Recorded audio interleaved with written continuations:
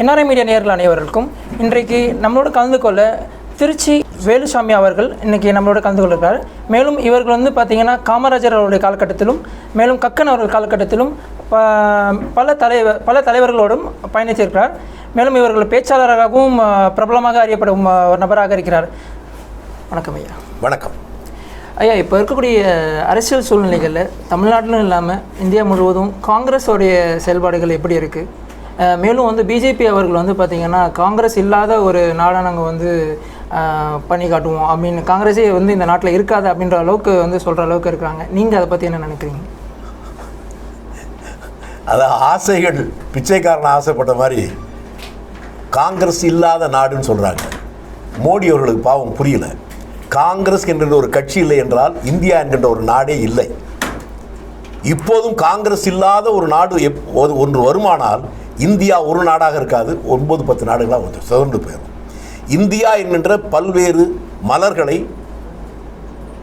உதிரிப்பூக்களை மாலையாக இருக்கக்கூடிய இந்தியாவை உருவாக்குவது அதில் இலையில கட்டியிருக்கிற நூல் தான். அந்த நூல் தான் காங்கிரஸ். காங்கிரஸ் இல்லாமல் இருக்க முடியாது. பாவம், ஒவ்வொரு பள்ளியிலும் சுதந்திர தினத்தன்று ஆகஸ்ட் 15 அன்று தேசிய கொடியை ஏற்றி வெள்ளைக்காரன் அந்த நாட்டை 200 ஆண்டு காலங்கள் ஆண்டான். அவர் வந்து தலைவர் மகாத்மா காந்தி தலைமையிலே காங்கிரஸ் கட்சி சுதந்திரம் வாங்கியது என்கின்ற பாடத்தை எவனும் மாற்ற முடியாது. மோடி மாற்ற முடியாது, பாட்டம் வந்தாலும் மாற்ற முடியாது. அது இருக்கிற வரை குடியரசு தினம் என்று கொடியேற்றுகிற போது மகாத்மா காந்திக்கு ஜே என்று சொல்லுகிற பாடம் இருக்கிற வரை, அந்த குரல் ஒலிக்கிற வரை காங்கிரஸை மோடியும் இல்லை, அவன் பரம்பரையே வந்தாலும் மாற்ற முடியாது. இந்த சாதாரண உண்மை புரியாமல் அவர் பிதற்றுகிறார். இப்போது பிஜேபி அவர்கள் வந்து திரு மகாத்மா காந்தி அவர்களும் வந்து எங்களுக்கும் அவர் சொன்னோம் அப்படின்ற அளவுக்கு அவங்க மகாத்மா காந்தியை வந்து போற்றி அப்படி உண்மையிலே போனாலும் நான் பாராட்டுகிறேன். நேற்று வரலும் கோட்சே தான் போனாங்க. உங்களுக்கு ஒன்று தெரியாது, மகாத்மா காந்தியை கொலை செய்த கோட்சேனுடைய தம்பி கோபால் கோட்சே, அந்த கோபால் கோட்சே சிறையிலிருந்து வெளியே வருகிற போது இந்த RSS சங் பரிவார் தான் சிறை வாசலிலே ஆயிரக்கணக்கான பேர் திரண்டு அவரை வரவேற்றது. அவருக்கு கோஷம் போட்டு வரவேற்றவர்கள். அப்படி கோஷம் போட்டு வரவேற்றவர்கள் இன்றைக்கு காந்தியை பாராட்டுகிறார் என்று சொன்னால் அதை நான் வரவேற்கிறேன். அவர்கள் உண்மையிலே மனம் மாறி இருந்தால் அவர்களுக்கு என்னுடைய வாழ்த்து. தமிழ்நாடு அரசியல் சூழ்நிலைகள்ல திமுக கூட்டணியோட நீங்க இணைஞ்சிருக்கீங்க. மேலும் வந்து பல இடங்களில் நீங்க வந்து பயணிச்சிருப்பீங்க. இப்ப இருக்கக்கூடிய சூழ்நிலைகள்ல திமுக காங்கிரஸ் கூட்டணி வெற்றி பெற வாய்ப்பு இருக்காங்கிற சந்தேகமே தமிழ்நாட்டிலே உங்களுக்கு மட்டும்தான் வருது. எல்லாரும் ஏற்கனவே முடிவுபட்டாங்க. தேர்தல் இனிமே தான் வரப்போகுது. ரிசல்ட் 2 மாசம் கழிச்சு தான் வரப்போகுது. ஆனா என்ன வரும்னு இப்பவே எல்லாருக்கும் தெரியும். குறைந்தபட்சம் 180 இடங்களிலிருந்து 200 இடங்கள் எங்களுடைய அணி வெற்றி பெறத்தான் போகுது. அது அவர்களுக்கே புரிகிற காரணத்தால இந்த முதலமைச்சர் புலம்புறாரு. நேற்று கூட அவர் சொல்லியிருக்கிறார், எங்க அம்மா ஜெயலலிதா அவர்கள் செத்ததுக்கு காரணம் திமுக தான். அவங்க மேல கேஸ் போட்டு அந்த கேஸ்னால மன உளைச்சலை உருவாக்கி அதுதான் அவங்க செத்தாங்கன்னு சொல்லியிருக்காரு. பாவம், அந்த கேஸுக்கு திமுக என்ன சம்பந்தம்? திமுகவுக்கு ஒரு சம்பந்தமே இல்லை. அந்த கேஸ் உருவானதே பழைய மந்திரி, அதிமுகவுடைய மந்திரியா இருந்த ராஜாராம் அவர் வீட்டில் தான் அது கருவாக உருவாக்கப்பட்டது. அவரும் பழைய அதிமுக அமைச்சர் வி சாமிநாதன் உட்கார்ந்து பேசினாங்க. உட்கார்ந்து பேசிதான் இந்த குற்றச்சாட்டுகளை உருவாக்குனாங்க. அப்ப உங்க ஊரை சேர்ந்த பாலா பழூர் அடுத்த நாள் வந்தார். அவர் 3 பேரும் சேர்ந்து உருவாக்குனாங்க. அப்ப சொன்னார், இதை கொஞ்சம் சட்ட ரீதியா கொஞ்சம் மெருகூட்டினா பரவாயில்லையே என்று சாமிநாதன் சொன்னார். நான் பக்கத்துல யாரு வரணும்னு நினைக்கிறீங்க? நான் நாளைக்கு அழைச்சிட்டு வர்றேன் PH பாண்டியன், கொஞ்சம் அப்படியே இருங்கன்னு சொல்லி நான் போய் தான் அண்ணா நகர்களுக்கு PH பாண்டியன் கூட்டு வந்தேன். அவர் உட்கார்ந்து பேசி அது ஒரு முழு வடிவம் பெற்றது. வடிவம் பெற்றதுக்கு பின்னால ஒரே ஒரு ஆள்கிட்ட இதை சரி பண்ணிக்கிட்டா போதும் என்று அவர்கள் சொன்னார்கள். யார் என்று கேட்டேன். பொன்னையன். அடுத்த நாள் அந்த பொன்னையன் வந்து எல்லாத்தையும் படிச்சு பார்த்து ஓகே பக்காவா இருக்குனாங்க. அதுக்கு பின்னால் கவர்னரிடம் போய் அந்த மகஜரை கொடுக்கிற போது சுப்பிரமணிய சாமி தலைமையில போற நேரத்துல PH பாண்டியன், உங்க ஊர் பாலா பழூர், அந்த வி சாமிநாதன், ராஜாராம் இவங்க எல்லாம் சேர்ந்தான் கொடுத்தாங்க. அதுதான் வழக்கு தான் நீதிமன்றத்தில் வந்துச்சு. இந்த அடிப்படை விஷயமே தெரியாம ஏதோ பித்தம் தலைக்கேறி ஏதேதோ பிதற்றுகிறார் முதலமைச்சர். இதுல இருந்தே அவர் முடிவு உங்களுக்கு தெரியலையா? நீங்க இப்ப வந்து பல இடங்கள்ல வந்து அவருக்கு வரவேற்பு கொடுக்கறதாகவும், மேலும் வந்து இளைஞர் மத்தியில வந்து இப்ப நிறைய வரவேற்பு இருக்கிறதாகவும், இந்த எக்ஸாமோட ரிசல்ட்ஸ் வந்து ஆல் பாஸ் சொன்ன விஷயமா இருக்கட்டும், மேலும் கொரோனா காலகட்டத்தில் இந்த எக்ஸாம்ஸ் எல்லாத்தையும் வந்து ரத்து செஞ்சிருக்காரு. இளைஞர் மத்தியில ஒரு பெரிய ஒரு வரவேற்பு இருக்கிறது அப்படின்றதும் சொல்றாங்க. அதான் சொல்றாங்கன்னு தான் சொல்றீங்க. இருக்குன்னு நீங்க சொல்ல பாருங்க. நீங்க நம்பினா இளைஞர்கிட்ட ஆதரவு இருக்குன்னு சொல்லுவீங்க. இருப்பதாக சொல்லப்படுகிறது, நம்பப்படுகிறது. அதுதான் சாமர்த்தியமே. இளைஞர்கள் எந்த இளைஞர்கள் ஒரு ஆதரிப்பாக சொல்லுங்க. தமிழ்நாட்டில் இருக்கக்கூடிய எந்த இளைஞர்களுக்காவது ஏதாவது ஒரு லாபம் உண்டா? விவசாயிகள் லாபம் உண்டா? இன்றைக்கு மிக மோசமான பிரச்சனை விவசாய பிரச்சனை. அந்த விவசாய பிரச்சனைக்கு ஆதரவாக பக்கத்தில் இருக்கக்கூடிய கர்நாடக, கேரளாவில் அவர்கள் ஒரு தீர்மானம் கொண்டு வருகிற போது பாஜகவை சேர்ந்த ஒரு சட்டமன்ற உறுப்பினர் ஓ ராஜகோபால் அவர் அந்த தீர்மானத்தை, கண்டன தீர்மானத்தை ஆதரிச்சு ஓட்டு போட்டார். அப்படி ஒரு தீர்மானத்தை தமிழ்நாடு சட்டமன்றத்தில் அவர்கள் முதலமைச்சர் கொண்டு வந்திருந்தால் அவரை ஆண்மகன் என்று அங்க இருக்கிற விவசாயிகள் ஏற்றிருப்பார். அதை போலவே சிறுபான்மையினர், அவர் இப்ப நேற்று என்ன சொல்றாரு, நாங்கள் திரும்பி ஆட்சிக்கு வந்தால் குடியுரிமை சட்ட திருத்தத்தை திரும்ப பெற வேண்டும் என்று வற்புறுத்துவோம். யார்கிட்ட சொல்றீங்க? கேனப்பாய ஊர்ல கிருப்பாய நாட்டாமன்னு சொன்ன மாதிரி அந்த சட்டம் நிறைவேறியதுக்கு காரணமே ராஜ்யசபாவில் பாஜகவுக்கு பலம் இல்லை. அதிமுகவுடைய 11 ஓட்டுகளும் பாமகவுடைய ஒரு ஓட்டும் சேர்ந்து அந்த 12 ஓட்டுகளால் தான் அவர்கள் அந்த சட்ட திருத்தத்தை கொண்டு வந்தார்கள். கொலை பண்ணதுக்கு அப்புறம் திருப்பி உயிரிழப்பை கொண்டு வருவீங்க? வேற யாராவது சொல்லட்டும். அதை அதிமுக முதலமைச்சர் சொல்றது பைத்தியக்காரத்தனம். தமிழ்நாட்டு வாக்காளர்கள் ஒன்றும் முட்டாள்கள் இல்லை, அவர்களுக்கு இதெல்லாம் தெரியும். அது தேர்தல் முடிவு அதை வெளிப்படுத்தும். புதுச்சேரி இன்னைக்கு இருக்கிற அரசு சூழ்நிலை என்பது ஒரு அரசியல் கட்சியினுடைய பிரச்சனை அல்ல. இங்க இருக்கிற ஒரே ஒரு பிரச்சனை, பாரதி அந்த காலத்தில் சொன்னதை போல, உங்க ஊர்ல உலகியவர் பாரதி, உங்க ஊர்ல பிறந்து வளர்ந்தவர் பாரதிதாசன். இந்த 2 பேர் சொன்ன கவிதையை சொல்றேன். பாரதி சொன்னான், தாய் பிறன் கைப்பட சகிப்பவனாகி நாயினும் கீழோர் நமரிங்குளரோன்னு சொல்லுவான். அதை போல பாண்டிச்சேரியில் இருக்கக்கூடிய இந்த லட்சக்கணக்கான மக்களுடைய அந்த உரிமைக்கு, தன்மானத்திற்கு சவால் விடுகின்றவர்களை இவர்கள் வாக்களித்து வெற்றிவடை செய்து வருகிற ஒரு ஆட்சியை, தேர்தலில் நின்று டெபாசிட் வாங்காமல் தோல்வி அடைந்து விட்ட ஒருவரை கவர்னர் என்கின்ற போர்வையிலே கொண்டு வந்து வைத்து இந்த ஆட்சியை அவமானப்படுத்தி அந்த ஆட்சியை விரட்டுகிற இந்த பாசிச போக்கு என்பது கட்சி பிரச்சனை அல்ல. இந்த மாநிலத்தில் இருக்கக்கூடிய ஒவ்வொரு வாக்காளருடைய தன்மான பிரச்சனை. அதை இந்த தேர்தல் முடிவு எப்படி வருகிறது? உங்க ஒரு பாரதிதாசன் சொன்னதை சொல்லியிருக்கேன். அவர் தான் சொன்னார், ஓடப்பர் எல்லாம் உதயப்பரானார், ஓடப்பர் உயரப்பர் எல்லாம் ஒப்பப்பராவார், இதை உணரப்பா நீனாரு. மோடியும் சரி, அவங்க டாடியும் சரி, எல்லாரும் சேர்ந்து விரைவில் புரிந்து கொள்வாங்க. ஜனநாயக நாட்டில் மக்கள் தான் எஜமானர்களை உடைய, மக்களிடம் வாக்களி பெற்று அதற்கு பின்னாலே சர்வாதிகாரத்துக்கு போனது புதிதல்ல. இதே போலதான் ஜெர்மன்ல உலகத்தின் பாசிசத்துடைய சிகரத்தை தொட்டவன் ஹிட்லர். அவன் எழுதின மெயின் கேம்ப வாங்கி படிச்சு பாருங்க. அதை படிச்சுட்டு ஹிட்லர் இடத்துல மோடின்னு போடுங்க, ஜெர்மன் இடத்துல இந்தியான்னு போடுங்க, யூதர்களின் இடத்துல முஸ்லிம்கள் போட்டு பாருங்க, ஜெர்மன் மொழிங்கிற இடத்துல ஹிந்தின்னு போட்டு பாருங்க. அப்படியே இன்னைக்கு நடக்கிற அவ்வளவுக்கும் பொருந்தும். எல்லாம் நடந்துகிட்டே வருது. அந்த ஹிட்லருடைய மெயின் கேம்ப்ல வந்த கடைசி அந்த மட்டும்தான் மிச்சம். கடைசியான விரக்தியுடைய விளிம்புக்கு போய் மக்களுடைய எதிர்ப்பை தாக்க முடியாமல் அவன் துப்பாக்கி எடுத்து தன்னையும் சுட்டுக் கொண்டு தன்னுடைய காதலி ஈவாவையும் சுட்டுக் கொண்டு செத்து போனான். அந்த ஹிட்லருக்கு ஒரு கைத்துப்பாக்கியே போதுமானதா இருந்துச்சு. ஏன்னா அவனுக்கு ஒரே ஒரு காதலி தான். நம்ம ஆளுக்கு AK-47 வேணும். நம்ம வளர்ச்சிக்கான ஒரு விஷயங்களா இப்ப போன தடவை பாண்டிச்சேரிக்கு வரும்போதும் சரி, தமிழ்நாட்டுக்கு வரும்போதும் சரி, வளர்ச்சிக்கான திட்டங்கள் முழுவதும் தமிழ்நாடுக்கும் புதுச்சேரிக்கும் தான் போகுது. நாங்க எங்களுடைய தென் மாவட்டங்கள்ல எல்லா விஷயங்களும் நடக்குது. வட மாவட்டங்கள்ல நடக்கிறத விட அதிக ஸ்கீம்ஸ் நம்ம தென் மாவட்டங்கள்ல தான் நம்ம கொடுக்குறோம். அப்படி இருக்கக்கூடிய சூழ்நிலைகள்ல நாங்க எப்படி அந்த மாதிரி ஒரு ஹிட்லர் ஆட்சியை கொண்டு வருவோம்? மேலும் அவங்கதான் பெண்களுக்கான ஒரு பாதுகாப்பை முன்முறையமா கொடுக்கறதா சொல்றாங்க. பெண்களுக்கு பாதுகாப்பா? சீதா மாதா கொடுக்கிற பாதுகாப்பு பெண்களுக்கு பாதுகாப்பா? நிர்மலா சீதாராமன் கொடுக்கிற பாதுகாப்பு பெண்களுக்கு பாதுகாப்பா? இந்த உலகத்திலேயே ஒரு தன்னுடைய பெண்ணை கற்பழித்துட்டாங்கன்னு சொல்லி காவல் நிலையத்தில் போய் புகார் கொடுக்க போன தந்தையை அங்கே அடிச்சு கொண்டாங்க. நீதிமன்றத்துக்கு சாட்சி சொல்ல வந்த போன கற்பழிக்கப்பட்ட அந்த பெண் சாட்சி நடு ரோட்ல வச்சு பெட்ரோல் ஊத்தி கொடுத்துனாங்க. இதுல நடக்கலையா? காஷ்மீர்ல கோயில் கற்ப கிரகத்திலே மாறி மாறி கற்பழிச்சாங்க. இஸ்லாமியர்கள் தான் அவர்கள் நம்பினாங்க இந்து கோயிலுக்குள்ள அந்த தப்பு நடக்காது. ஊர் பூரா தேடலாம், அந்த கோயில் கற்ப கிரகத்துக்குள்ள மட்டும் போய் தேடல. ஆனால் அங்கே வைத்து கற்பழித்தார்களே, அந்த கற்பழித்தவர்களுக்கு ஆதரவாக பிஜேபி சட்டமன்ற உறுப்பினர்கள் ஆதரவாக ஊர்வலம் போனாங்க. இவர்கள் தான் இந்த பெண்களுக்கு பாதுகாப்பா? இன்னொன்றை சொல்லுகிறேன், கட்டின பொண்டாட்டியோட வாழ்றவன் தான் பெண்களுக்கு மரியாதை கொடுக்கிறான் அர்த்தம். கட்ட பொண்டாட்டியை தெருவில் விட்டு ஊர் மேயரோட அதை பேசக்கூடாது. மேலும் வளர்ச்சிக்கான ஒரு விஷயங்கள் தான் நாங்க பண்ணிட்டு இருக்கோம்.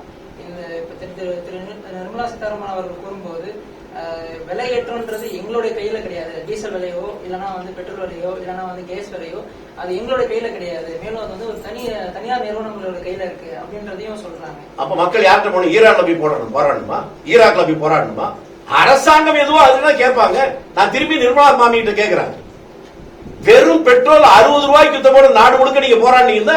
இப்போ உங்க ஊர்ல இப்ப பொறுப்பு கவர்னரா இருக்க நம்ம பொண்ணு இருக்க, அது கூட தெருவில் என்ன டீசல் விலை என்னாச்சு, பெட்ரோல் விலை என்னாச்சு ராகம் போட்டு பாடிச்சு இல்ல. நிர்மலா சீதாராமன் முதல் கொண்டு எல்லாரும் தெருவில் டான்ஸ் ஆடினாங்கல்ல. 60 ரூபாய்க்கு பெட்ரோல் விட்ட போது பெட்ரோல் குருடாயில் இருந்தா எடுக்கிறாங்க. அந்த குருடாயில் பீப்பாய் $140 வாங்கி 60 ரூபாய்க்கு பெட்ரோல் மன்மோகன் சிங் ஆட்சியில் விற்கிற போது ஆள தெரியாத ஆட்சி, முதுகெலும் இல்லாத பிரதமர் சொன்னீங்கல்ல. இன்னைக்கு குருடாயுடைய விலை பீப்பாய் $40 $45 தான் இருக்கு. ஆனா 95 ரூபாய்க்கு வந்துருச்சு. இதற்காக வெட்கப்பட வேண்டிய, அவமானப்பட வேண்டிய, கூனி குறுகி இருக்க வேண்டிய நீங்கள் எங்களுக்கு சம்பந்தம் இல்லைன்னு சொன்னா உங்களுக்கு எதுவுமே சம்பந்தம் இல்லை. அப்புறம் எதுக்கு ஆட்சியில் இருக்கீங்க? அப்ப கடந்த காலத்துல நீங்க போராடினீங்களே, அப்ப சம்பந்தம் இருந்துச்சா? அப்ப சம்பந்தம் இருந்துச்சுன்னா இப்ப ஏன் இல்ல சொல்லுங்க. ஆகவே மக்களை முட்டாள்கள் நினைச்சு பேசுறாங்க. மக்கள் எல்லா காலத்திலும் ஏமாற மாட்டாங்க. சிலரை சில காலம் ஏமாற்றலாம், பலரை பல காலம் ஏமாற்றலாம். எல்லோரையும் எப்போதும் ஏமாற்ற முடியாது. இவர்கள் சாயம் வெளுத்து விட்டது. மிக விரைவில் இவர்கள் அவமானப்பட போகிறார். பாஜக கூட்டணி எந்த அளவுக்கு ஒரு இப்ப அதிமுக கூட்டணி வச்சிருக்காங்க, பாமகவும் தமிழ்நாட்டில் கூட்டணி வச்சிருக்கு, புதுச்சேரியில கூட்டணி இல்லைன்றதை அறிவிச்சிருக்காங்க. நீங்க எப்படி பாக்குறீங்க? கூட்டணி யார் கூட? பாமக என்ன வேணாலும் பேசுவாங்க. அவர் கொஞ்ச நாளைக்கு முன்னால அது நான் சொல்றதுக்கே கூச்சமா இருக்கு. இனி எந்த காலம் கார் உள்ளவரையும், கடல் நீர் உள்ளவரையும், பார் உள்ளவரையும், பார் உள்ளவர் என்றால் பாரல்ல பார், அது உள்ளவரையும் இந்த திராவிட இயக்கங்களோடு கூட்டே வைக்க மாட்டேன். அப்படி கூட்டணி வைத்தால் நான் இப்படின்னு ஒருவர் சொன்னார். எவனும் சொல்றதுக்கே கூச்சப்படுற ஒரு விஷயத்த இப்ப அதே திராவிட இயக்கத்தை கூட கூட்டு வச்சாங்க. இவனுக்கு வெக்கம் இல்லை, நேற்று அமாவாசைக்கு வெக்கம் இல்லைங்கிற மாதிரி. அதனால அவர்கள் சொல்வதை முடியாது. மக்கள் இப்ப ரொம்ப புரிஞ்சுக்கிட்டாங்க. ஒரு காலத்தில் அவர்கள் தங்களுடைய சமூகத்திற்கு ஏதோ செய்ய போகிறார்கள் என்கின்ற நம்பிக்கை அந்த சமூகத்தில் பல பேரிடம் இருந்தது. இன்றைக்கு கொஞ்சம் கொஞ்சமாக பலவீனமாகிவிட்டது. இனி அவர்கள் ஏமாற்ற முடியாது. 10% நீங்க சரியா கணக்கு போட்டு, கணக்கு தெரியாத வீட்டுல நித்தமும் சண்டையமா ஒரு கிராமத்துல ஏற்கனவே 10% மேல அவங்க என்ஜாய் பண்ணிட்டு இருந்தாங்க. கணக்கு போட்டு பார்த்தா தெரியும். இப்ப அது குறைஞ்சிருக்கு. நான் இப்ப சொல்ற வேடிக்கைகள்ல அந்த கணக்கை போட்டு 20% இருக்கிற போது அந்த பிற்படுத்தப்பட்ட சமுதாயத்திலேயே அந்த சமுதாயத்தை சேர்ந்த மக்கள் இந்த 10% அதிகமா என்ஜாய் பண்ணிட்டு இருந்தாங்க. 10% தனியா வாங்கியிருக்கேன்னு சொல்லி அது குறையுது. வேணா என்கிட்ட விவாதிக்க வரட்டும், நான் சொல்றேன். நாங்க கண்டிப்பா இன்னும் 10% கூடுதலா எடுப்போம். நம்ம மொத்தமா 20% எடுப்போம் அப்படின்றதையும் ஏன் 100% எடுக்கட்டுமே? இந்த நாட்டுல என்ன பைத்தியக்காரன்? நான் கேட்கிறேன், யாதும் ஊரே யாவரும் கேள்வின்னு சொன்னவன் தமிழன். ஜாதி மதம் வேதமற்ற சமுதாயத்தை உருவாக்கணும் ஒவ்வொருத்தரும் பேசணும். திரும்பி திரும்பி ஜாதியை பற்றி பேசி எது கூடாது என்று சொல்லுகிறோமோ அதை நீடித்து நினைப்பதற்காக எப்படி வர்ணாசிரம தர்மம் இருக்கிற வரைதான் தங்களுக்கு வாழ்வு என்று பிஜேபி நினைக்கிறதோ அதே போன்ற சித்தாந்தத்தை பிஜேபி ஆதரிக்கிற கூட்டணி கட்சிகள் வச்சிருக்கு. இதை மக்கள் நுணுக்கமாக புரிந்து கொண்டால் அவர்களை விரட்டுவார்கள். புதுச்சேரியை பொறுத்த வரைக்கும் நமக்கு சமீபமா எலெக்ஷனுக்கு முன்னாடி ஆட்சி கவனிப்பு நடக்குது.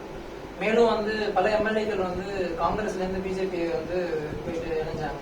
அதுக்கு நம்ம பாஜக தரப்புல இருந்து கேட்கும் போது அவர்களாவே இணைந்தார்கள். மேலும் காங்கிரஸ் மேல இருந்து ஒரு அதிருப்தினால் நாங்கள் அவங்க இணைந்தார்கள். எங்களுக்கு அதுக்கும் சம்பந்தம் இல்லை அப்படின்றத சொல்றாங்க. ரொம்ப உண்மையை சொல்லியிருக்காங்க.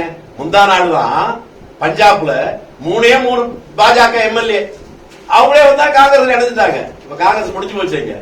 வட மாநிலத்தில் அஸ்ஸாம்ல 12 எம்பி எம்எல்ஏக்கள் பிஜேபி இருந்து தானா காங்கிரஸ் இணைஞ்சிருக்காங்க. நீங்க முதல்ல சொன்னீங்க பாருங்க, காங்கிரஸ் இல்லாத இந்தியா உருவாக்கணும். இப்ப காங்கிரஸ் இல்லாத பஞ்சாப் உருவாயிடுச்சு, பிஜேபி இல்லாத பஞ்சாப் உருவாயிடுச்சு, பிஜேபி இல்லாத அஸ்ஸாம் உருவாயிடுச்சு, ஏற்கனவே பிஜேபி இல்லாத தமிழ்நாடு இருக்கு. இப்படியே மெல்ல மெல்ல பிஜேபி இல்லாத இந்தியா உருவாக போகிறது. அதை பார்த்து அவர்கள் நொந்து சாக போகிறார். 2024 பாராளுமன்ற எலெக்ஷன் வருது. அதை நோக்கி காங்கிரஸோடைய திட்டங்கள் என்ன? அதாவது 2 விஷயங்கள். வெற்றி தோல்வி என்பது நல்ல விஷயங்களை மட்டும் பார்த்து செய்வதாக நினைக்கிறது. இந்த உலகம் சரியான உதாரணம் தான். இந்த உலகம் உருண்டைன்னு சொன்னா கலிலியோ யாராவது ஒத்துக்கிட்டாங்களா? ஒத்துக்கல. அவனை பைத்தியக்காரன் தான் பார்த்தாங்க. ஆனால் அதுதான் உண்மை என்பதை காலம் கடந்து இருந்தார் நினைச்சு கொண்டார். உலகமே இன்றைக்கு பின்பற்றுவது 2 பேரை தான் கோடிக்கணக்கான மக்கள் பின்பற்றுறாங்க, இயேசுபிரானையும் முகமது ரபியையும். அந்த இயேசுபிரான் அவனுக்கு சீடர்கள் வெறும் 12 பேர் தான். அதே ஒரு சீடன் காட்டி கொடுத்தான், அவன் தான் ஜூடாஸ். ஆனால் அவரை பின்பற்றி தான் இன்றைக்கு கோடானு கோடி மக்கள் இருக்கிறார். பிராஃபிட் நபி அவர் மெக்காவில் வாழ முடியாம, எதிர்ப்பு தாங்க முடியாம மெதினாவுக்கு போனார். அவரை பின்பற்றி தான் இன்னைக்கு கோடிக்கணக்கான பேர் இருக்காங்க. சொல்லுகிற காலத்தில் உண்மையை கூட சொல்லுகிற போது அது பக்குவம் இல்லாத சூழ்நிலையில் சொல்லுகிற இடத்தை ஏற்றுக்கொள்ளப்படுவதில்லை. காங்கிரஸ் சொல்லுச்சு, இந்த நாட்டுடைய ஒற்றுமை, இந்த நாட்டுடைய பலம், இந்த நாட்டு மக்களுடைய நல்வாழ்வு எல்லாமே இந்த மதவாத பிஜேபி வந்தால் அடித்து போகும்னு சொன்னோம். அப்ப மக்கள் புரிஞ்சுக்கல, ஏதோ ஒரு மயக்கத்தில் ஆதரித்தார்கள். நிழலின் அருமை வெயிலில் தெரியுமா? அதை போல மன்மோகன் சிங் ஆட்சி காலத்துல இந்த உலகமே ஒரு மிக மோசமான பொருளாதார வீழ்ச்சியை சந்தித்த போது அமெரிக்காவே பல வங்கிகளை மூடிய நேரத்தில் கூட இந்தியாவில் எந்த ஒரு பாதிப்பும் இல்லாமல் காப்பாற்றியவர் மன்மோகன் தலைமையில் இருந்த அந்த காங்கிரஸ் ஆட்சி என்பதை இந்த நேரத்தில் தான் இந்த மக்கள் புரிய ஆரம்பிச்சிருக்காங்க. இன்றைய தேதியில் இந்த நீங்க சொன்னீங்களே வளர்ச்சி வளர்ச்சி முன்னேற்றம், இந்த ஆட்சியில விவசாயிகள் மகிழ்ச்சியா இருக்கானா? அரசு ஊழியர்கள் மகிழ்ச்சியா இருக்காங்களா? இளைஞர்கள் மகிழ்ச்சியா இருக்காங்களா? யாராவது மகிழ்ச்சியா இருக்காங்களா? தொழிலாளர்கள் இருக்காங்களா? யாருமே இல்லையே. ஆண்டுக்கு 2 கோடி பேருக்கு வேலை கொடுப்பேன்னு சொன்னீங்களே, கொடுத்தீங்களா? அந்த கொஞ்ச நேரம் என்னங்க 200 வருஷமா? 6 வருஷம் பத்தாதா? என்ன கேக்குறீங்க? புரியலையே. என்ன இப்ப நேத்து தான் ஆட்சிக்கு வந்த மாதிரி சொல்றீங்க? அதுக்கு முன்னால ஒரு 6 வருஷம் உங்க கட்சி வாஜ்பாய் ஆட்சி பண்ணார்ல, அதெல்லாம் என்ன ஆச்சு? அதெல்லாம் ஆட்சி இல்லையா? நாங்கள் இந்த நாட்டு சுதந்திரம், இந்த நாட்டில் குண்டூசி கூட மேட் இன் இந்தியா கிடையாது. அப்படி துடைத்து போட்ட இந்தியாவில் இன்றைக்கு இவ்வளவு பெரிய மாற்றத்தை உருவாக்கி உலகமே திரும்பி பார்க்கிற அளவுக்கு பெரிய அளவுக்கு உண்டாகணும். கல்வியில ஒண்ணுமே இல்லாம இருந்தது. உலகத்தில் மருத்துவத்தில் இந்தியா தான் முன்னணியில் இருக்கிறது. அமெரிக்கா போன்ற நாடுகளில், இங்கிலாந்து போன்ற நாடுகளில் கூட இந்திய மருத்துவர்கள் இங்கே பெரிய அளவுக்கு அங்கே டாமினேட் பண்ணிட்டு இருக்காங்க. பொருளாதார, அதாவது பொறியியல் வல்லுநர்கள், இவர்கள் பிஏ என்ஜினியர்கள், இவர்கள் கூட இந்தியாவில் உலகம் முழுக்க இருக்கிறாங்க. இதெல்லாம் எப்படி ஒரு நாள் செய்வதா கொண்டு வந்தாங்களா? காங்கிரஸ் ஆட்சி தான் உருவாக்குச்சு. நாடு முழுவதும் ஒன்றுமே இல்லை, விவசாயம் இல்ல. தமிழ்நாட்டில் இருக்கக்கூடிய இத்தனை அணைகள் கட்டப்பட்டது காங்கிரஸ் ஆட்சியில. இந்தியாவில் பக்ரானங்கள், நாகார்ஜுன சாகர் இதெல்லாம் கட்டப்பட்டது காங்கிரஸ் ஆட்சியில தான். இந்த 6 ஆண்டுகள் ஏற்கனவே ஒரு ஆண்டுகள், இந்த 12 ஆண்டு காலங்கள்ல திருச்சியில் இருக்க ஒரு பிஹெச்எல் போல ஒரு பொதுத்துறை நிறுவனத்தை இவங்க உருவாக்கி இருக்காங்களா? நாகார்ஜுன சாகரை போல, பக்ரானங்களை போல ஒரு அணையை கட்டிருக்காங்களா? ஐஐடி கொண்டு வந்ததை போல, ஐஐஎம் கொண்டு வந்ததை போல ஏதாவது கொண்டு வந்திருக்காங்களா? அரசாங்கம் சில இந்த மாதிரி விஷயங்களை தலையிடுறதை விட தனியார் நிறுவனங்கள் அதை சரிவரையா செஞ்சாங்கன்னா எல்லாமே கரெக்டா இருக்கும். அரசாங்கம்னா சரியா இருக்காது. சரியான கண்டுபிடிப்பீங்க. நிறுவனங்கள் உலகத்திலே மிகப்பெரிய விஞ்ஞானி மோடி தான். நிறுவனங்கள் அரசாங்கம்னா சரியா இருக்காங்க, எவ்வளவு கரெக்டா கண்டுபிடிச்சிருக்காங்க. அப்ப அரசாங்கம் வேண்டியது இல்லையே, கலைச்சிட்டு போயிருங்க. அரசாங்கம் சரியா இருக்காதுன்னு சொல்றீங்கல்ல, அப்ப சரியா இருக்கிற வேற ஒருத்தர் உட்காந்துட்டு போறான். உங்களுக்கு என்ன வேலை? நீங்க நிர்மலா சீதாராமனுடைய அந்த நிர்வாகத்தை மட்டும் பார்த்துட்டு சரி இருக்காதுன்னு சொல்றீங்களா? பொதுத்துறை நிறுவனங்களை எதுக்காக உருவாக்குனாங்க காங்கிரஸ் தெரியுமா? அதுல பொதுத்துறை நிறுவனங்கள்ல பொதுமக்கள் வேலைக்கு போகிற போது தனியார் நிறுவனங்கள்ல குறைந்த சம்பளம் கொடுப்பாங்க.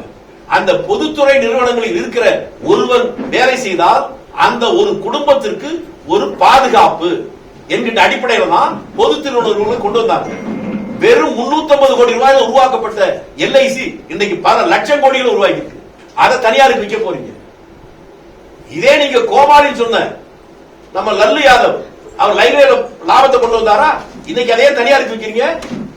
பிளாட்பார்ம் டிக்கெட் 50 ரூபாய். இதுக்கு வெக்கப்பட வேணாம்? இதுக்கு பேர் முன்னேற்றமா? காந்தி நேருவும் அதுக்கு தான் போராடினாங்களா? உலக கோடீஸ்வரனுடைய பிள்ளை நேரு, அவர் சாதாரண சட்டையும் குர்தாவும் பைஜாமாவும் போட்டிருந்தாரு. இவர் டீபாய், இவர் போடுற கோட்டு 15 லட்சம் ரூபாய். அது துணி லண்டன், தைக்கிறத ஆஸ்திரேலியா. இவர் தான் ஏழை தாய் பிள்ளையா? மக்களை எவ்வளவு நாளைக்கு ஏமாத்த போறீங்க? பணம் இல்லைன்னா மக்கள் கிட்ட தானே வாங்க முடியும். பணம் இல்லைன்னா ஏன் இல்ல? நாட்டுல இவ்வளவு பெரிய வீழ்ச்சி வருது. நீ பறந்து போறதுக்காக ஒரு விமானம் 8500 கோடி ரூபாய்க்கு வாங்குறேன்னா நீ ஒரு ஊதாரி பிரதம மந்திரி, ஊதாரி நிர்வாகம். நாட்டை பற்றி தெரியல. உங்களுக்கு வீட்டுல உங்களுக்கு ஒரு கல்யாணம் பண்ண போறீங்க. ஏற்கனவே உங்களுக்கு குடும்பத்துக்கு ஒரு 15 லட்சம் ரூபாய் கடை இருக்குன்னு வச்சுங்க. உங்க பொண்ணு கல்யாணத்துக்கு 20 லட்சம் ரூபாய் செலவு பண்ணாலும் உங்க பொண்டாட்டி என்ன சொல்லணும்? நீ எல்லாம் குடும்பத்துக்கு லாயக்காயா? குடும்ப நிலைமை உனக்கு தெரியாது? ஏற்கனவே 15 லட்சம் ரூபாய் கடை இருக்கு, 20 லட்சம் ரூபாய் நீ செலவு பண்ணங்கிறிய, நீ எல்லாம் உருப்படியா? இந்த குடும்பம் உருப்படாம கேட்கும்ல. குடும்ப தலைவன் தானே நாட்டுடைய பிரதமர். ஏற்கனவே லட்சக்கணக்கான கோடி ரூபாய் கடன் இருக்கிற போது நீ உல்லாசமா பறக்கிறதுக்கு 8500 கோடி ரூபாயில நீ விமானம் வாங்கிட்டு நீ ஆட்சியை பற்றி நிர்வாகத்தை பற்றி எப்படி சொல்றீங்க? உயிர் அச்சுறுத்தல் காரணமா தானே. அவருக்கு மட்டும்தான் உயிர் இருக்கா? உங்களுக்கு எனக்கு இல்லையா? குஜராத்ல 2000 முஸ்லிம்களை கொலை பண்ணல, அவங்க உயிர் இல்லையா? ஒரு சாதாரண கற்பிணி பண்ண தெருவுல கதற குத்தி கொண்டாங்களே, வயிற்றை கிழித்து உள்ளே இருக்கிற 8 மாசம் 9 மாசம் சிசுவை கையில எடுத்து இதான் குழந்தை பாத்துக்க தூக்கி ரோட்ல போட்டு அடிச்சு கொண்டாங்களே, அதை பார்த்து நீ அந்த முதலமைச்சராக இருந்தீங்க, ஒரு நாள் அதுக்காக கவலைப்பட்டதுண்டா? ஒரு வருத்தம் தெரிவித்ததுண்டா? உயிர் உங்க உயிர் மாதிரிதான் எங்க உயிரும். இந்த நாட்டுக்காக தியாகம் பண்ண குடும்பத்தை சேர்ந்த ராகுல் காந்திக்கும் பிரியங்காவுக்கும் பாதுகாப்பை விலக்கிட்டு அரைகுறை ஆணையோடு டான்ஸ் ஆடுற ரங்கனா கணாவத்துக்கு ரிசர்வ் பிரிவு பாதுகாப்பு கொடுக்கிற இந்த ஆட்சி தான் உயிரை பத்தி பேசுதா? எல்லாம் மக்கள் பார்த்துட்டு தான் இருக்காங்க. மிக விரைவில் அதுக்கு இவர்களுக்கு பாடம் கிடைக்கும்.